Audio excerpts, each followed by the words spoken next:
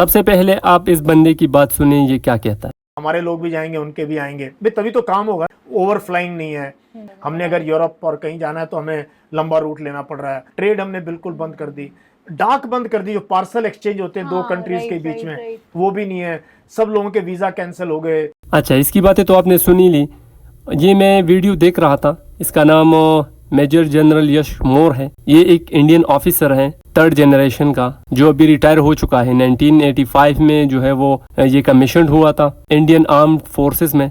अभी 2020 में ये रिटायर हो चुका है, जो अभी भी फिटनेस कोच और मोटिवेशनल स्पीकर है। अच्छा, इसकी ये इंटरव्यू में देख रहा था, काफी जो है वो पॉजिटिव बातें उसमें इसने की, और एक मिचेवर तरीके से जो है वो ऑपरेशन सिंदूर को भी कवर किया, उसकी ड्रॉबैक्स भी बताई। तो मुझे इनकी बातें मेजर गौरवारिया और गोस्वामी टाइप जो बंदे हैं उससे काफ़ी अच्छी लगी, और एक मिच्योरिटी मुझे देखने को मिली जो कि बड़े बड़े यूट्यूबर्स में जो है वो मुझे देखने को नहीं मिली, इंडियन यूट्यूबर्स में। तो इस बंदे ने ग्राउंड लेवल पे बातें की। इस वीडियो में इसने ये भी डिस्कस किया कि अमेरिका जो है वो इतनी दूर से आपका दोस्त नहीं बन सकता, और जो है भी एक फैक्ट, यानी अगर आपके हमसाये में 2-3 घर है, 4 घर है, और एक दूसरा घर है जो आपसे 16,000 या 17,000 दूर, आप उससे दोस्ती करते हैं, तो ये तो कोई अक्लमंदी की बात नहीं है। लेकिन इस भाई ने मोदी की कोई बात नहीं की, क्योंकि वहाँ भी उठने उठाने का काम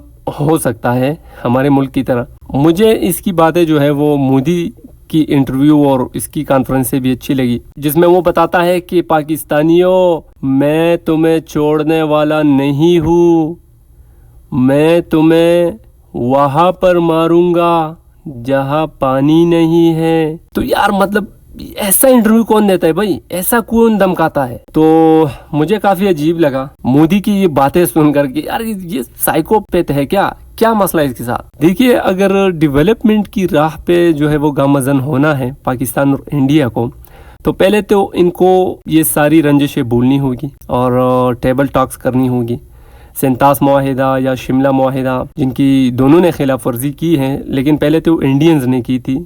मोदी ने वो पानी बंद किया और पाकिस्तान ने भी फिर शिमला मुआहिदा जो है वो हवा में उड़ा दिया। देखिए, इन दोनों को, पाकिस्तान और इंडिया को, चीन से सबक सीखना चाहिए, क्योंकि वो 1949 में जो है वो आज़ाद हुआ था। इंडिया और पाकिस्तान की आज़ादी से 2 साल बाद वो आज़ाद हुआ, और आज वो देखो अमेरिका को टक्कर दे रहा है। अच्छा, मैं पहले भी बात कर चुका हूँ, इन रिसेंट दोनों मुल्क की इन झड़पों में जो सबसे ज्यादा फायदा हुआ है वो एक ही इंडस्ट्री को हुआ है, वो है बॉलीवुड। उनको काफी मटेरियल जो है वो मिल गया, और अभी वो इन पे 10-10, 20-20 फिल्में बनाएंगे।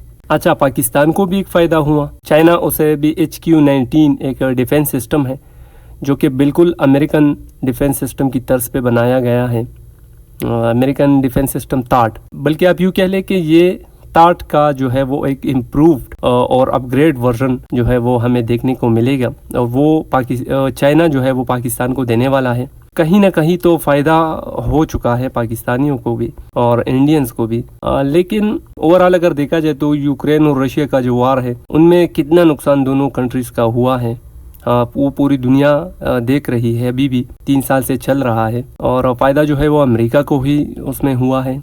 यूक्रेन को अपना असलहा, अपना वेपन जो है वो बेचता है। तो हमें ये समझना चाहिए कि अगर जंग छिड़ जाती है, उसमें नुकसान तो कंट्रीज जो करीब है वो तो है ही है, लेकिन ये जो अपने एलाइज समझते हैं इंडिया और पाकिस्तान, वो कुछ भी काम नहीं आने वाले।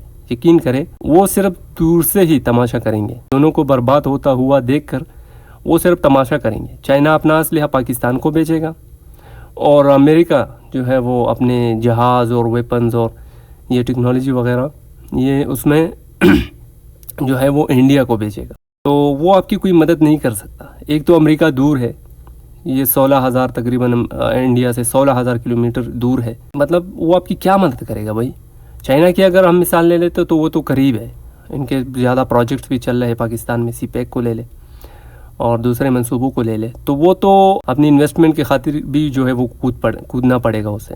लेकिन अमेरिका का दिमाग ख़राब है कि वो इंडिया की मदद करेगा, इधर आएगा। तो ओवरऑल जो कंक्लूजन है वो ये है कि जंग से कभी भी किसी को फ़ायदा नहीं हुआ। खासकर अगर ये जंग फिर रिलीजन की जो है वो बेस पे लड़ी जाएगी तो मुझे नहीं लगता कि ये इंडिया कभी भी फिर जीत पाएगा, क्योंकि इस्लाम ही एक ऐसा रिलीजन है जिसे पहलना है सारी दुनिया तक।